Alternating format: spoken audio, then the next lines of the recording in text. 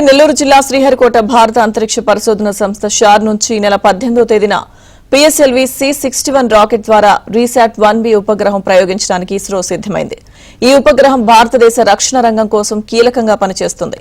దీనిని భూమికి 529 కిలోమీటర్ల ఎత్తులోని కక్షలో ప్రవేశపెట్టి భారత భూభాగం పైన నిశితంగా పరిశీలించే నిఘా ఉపగ్రహంగా పనిచేయనుంది.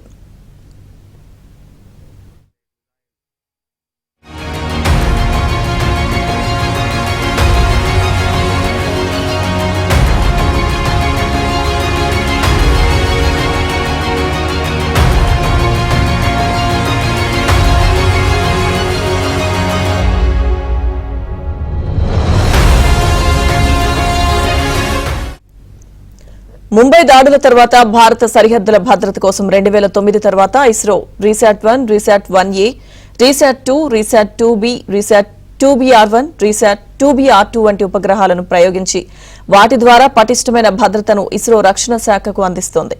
ఇప్పుడు అదే తరహాలో అత్యంత అధునాతన సాంకేతిక పరికరాలతో రూపుదిద్దుకున్న రీశాట్ 1B ఉపగ్రహాన్ని ప్రయోగించడానికి రంగం సిద్దం చేసింది.